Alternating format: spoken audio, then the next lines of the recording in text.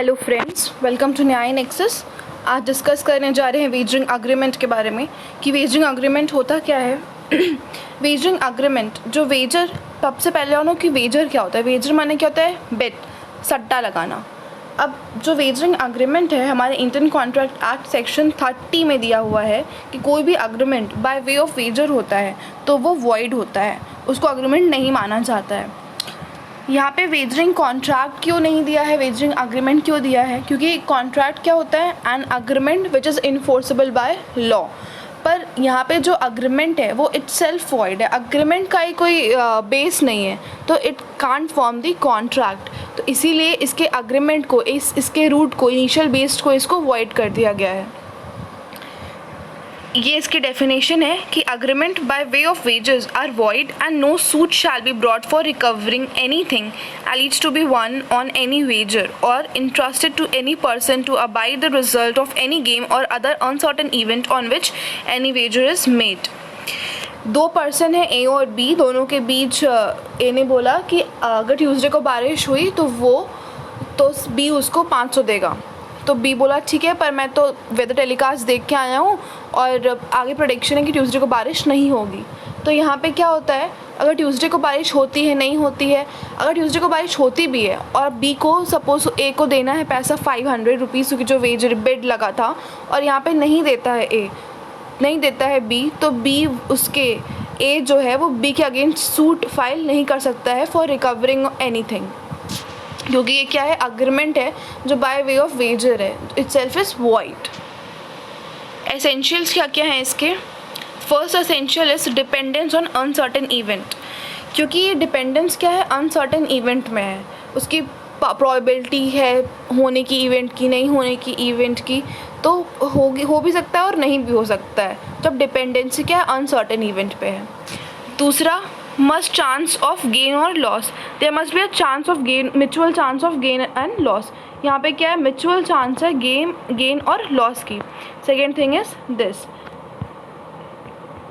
फिर उसके बाद no other interest in the event, यहाँ पे कोई अलग इंटरेस्ट नहीं होना चाहिए।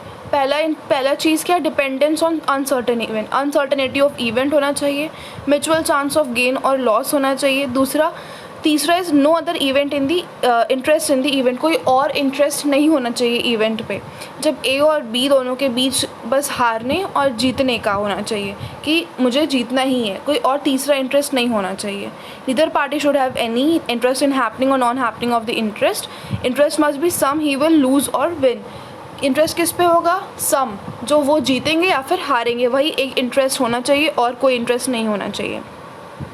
एग्ज़ाम्पल, सपोज़ ए है और एक की इंश्योरेंस कंपनी है। ए इंश्योरेंस कंपनी को कुछ पैसे हमेशा 2000 रुपये पर मंथ देता था as a terms and condition of the contract, कि अगर ए को के घर में आग लग गई तो इंश्योरेंस कंपनी उसको लॉस पे करेगी। अब यहाँ पे there is no wager here, यहाँ पे कोई वेजर नहीं है। Although it based on uncertainty of the event, कि आग लग सकती है, आग नहीं भी लग सकती है, पर ये वेजर क्यों नहीं है? क्योंकि यहाँ पे कोई और इंटरेस्ट है, और और वेजरिंग में क्या होगा? There must be no other interest in the event, पर यहाँ पे इंटरेस्ट किस पे है? कि आग ना लगे। और वेजर में होता तो क्या होता कि आग लग जाए तो ही विल गेट द सम और amount which he after getting the fire. पर यहाँ पे क्या है? क्योंकि यहाँ पे इंटरेस्ट किसी और जो इंटरेस्ट है इवेंट पे है, कि यहाँ पे non happening of the event पे इंटरेस्ट है, कि अगर आग नहीं लगती है तो उससे एक का फ़ायदा ही तो होगा। इसीलिए ये वेजरिंग अग्रीमेंट नहीं आता है इंश्योरेंस कॉरपोरेशन या इंश्योरेंस कंपनी से अगर बीच में कॉन्ट्रैक्ट हुआ है तो। फोर्थ है no control over the event, कोई कंट्रोल नहीं होना चाहिए इवेंट का। Fifth is promise to pay money और money is worth, promise to pay money और मनी इज़ वर्थ, और कोई कंट्रोल नहीं होना चाहिए। जैसे ए और बी के बीच वेजरिंग अग्रीमेंट हुआ कि बारिश ट्यूसडे को होगी, तो there is no control on the event happening of the rain, there is no control. फिर प्रॉमिस क्या होना चाहिए? पे मनी और मनी इज़ वर्थ, मनी का पैसा देने के लिए या फिर उसके इक्वालेंट में कुछ देने के लिए। एक्सेप्शन क्या है? Horse race, skill competition, share market transactions are not wager. Horse race जो होता है वो वेजरिंग में नहीं आता है। अब ये डिपेंड करता है कौन कौन सी कंट्री में माना गया है, वहाँ के जो लोकल लॉज है कंट्री के, कॉन्ट्रैक्ट लॉज हैं, उसमें क्या वेजरिंग की डेफिनेशन है और क्या एक्सेप्शन में लाया गया है।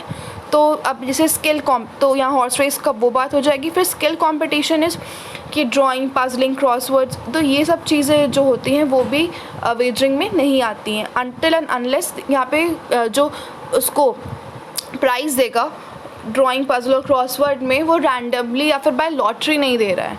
अगर लॉटरी देगा तो it come under the wagering contract unless not. फिर सेक्शन 5 अदर एसेंशियल क्या है। Section 65 of Indian contract act क्या बोलता है कि यहाँ पे section 65 is restitution of something बोलता है कि अग्रीमेंट या फिर कॉन्ट्रैक्ट अगर दो लोगों के बीच हुआ है तो और अगर वो कॉन्ट्रैक्ट डिक्लेयर्स वॉइड हो जाता है या फिर वो अग्रीमेंट डिक्लेयर वॉइड हो जाता है तो किसी भी पर्सन को जिससे हु हैज़ रिसीव्ड बेनिफिट और एडवांटेज फ्रॉम दैट कॉन्ट्रैक्ट उसको बाउंड है वो रीपे करने के लिए या फिर कंपनसेशन पे करने के लिए उस पर्सन को जिससे उसने रिसीव किया है ये अमाउंट।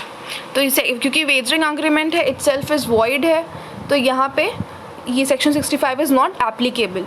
यहाँ पे ये सेक्शन 65 इज़ नॉट एप्लीकेबल। अब डिफरेंस हम पढ़ लेते हैं इंश्योरेंस कॉन्ट्रैक्ट के एंड वेजरिंग अग्रीमेंट के। क्या है, दोनों जो होते हैं डिपेंड किस पे करते हैं, uncertainty of the future event पे डिपेंड करते हैं, जो हम लोग ने ए और इंश्योरेंस कॉरपोरेशन वाले एग्जाम्पल में देखा। पर इंश्योरेंस कॉन्ट्रैक्ट क्या करता है, indemnify the loss which is suffered. पर वेजरिंग अग्रीमेंट क्या करता है, पार्टीज इंटरेस्ट होती है कि भाई वो लॉस सफ़र करे। इसमें क्या होती है, वेजरिंग अग्रीमेंट में लॉस सफ़र करे ये उनका इंटरेस्ट होता है। पर इंश्योरेंस कॉन्ट्रैक्ट में क्या होता है, इंडेमनीफाई करता है, जो लॉस सफ़र करता है सामने वाला इंसान उसको पे करता है। तो यहाँ पे इंश्योरेंस कॉन्ट्रैक्ट में इंटरेस्ट क्या होता है, वो लॉस सफ़र ना करे। और वेजरिंग अग्रीमेंट में होता है वो लॉस सफ़र करे तभी मैं जीतूँगा। और यहाँ पे क्या हो गया, इंश्योरेंस कॉर्पोरेशन में इंटरेस्ट हुआ कि वो लॉस सफ़र ना करे। इंश्योरेंस में क्या है, party has a insurable interest and element of risk embedded. Insurance में क्या था, पार्टी के पास एक इंश्योरेबल इंटरेस्ट होता है, यही जो थर्ड इंटरेस्ट की बात आ गई, और element of risk is embedded in it. जो रिस्क का एलिमेंट होता है उस पर होता ही है। पर यहाँ पे क्या कोई इंश्योरेबल इंटरेस्ट हो गया जो कि इंडेमनीफाई करेगा कौन, insurance corporation. The question is wagering agreement void क्यों होता है। चलो ये तो हमने डिस्कस किया, वेजरिंग अग्रीमेंट्स आर वॉइड। पर सोसाइटी के अगर कंटेक्स्ट में देखें, contract law and society context में देखें तो वेजरिंग अग्रीमेंट वॉइड क्यों होता है। वेजरिंग अग्रीमेंट तब वॉइड होता है, क्यों वॉइड होता है, इसलिए वॉइड होता है बिकॉज जो सोशल नॉर्म्स और सोसाइटल इंटरेस्ट है उसको ऊपर रखा जा रहा है। और जो वेजरिंग है मतलब सट्टा लगाना, बिट लगाना, it's not good in our society, good नहीं है सोसाइटी में, इसीलिए वेजरिंग अग्रीमेंट को वॉइड करार किया गया है। So that's it, we discuss wagering agreement. Thank you guys, all the best,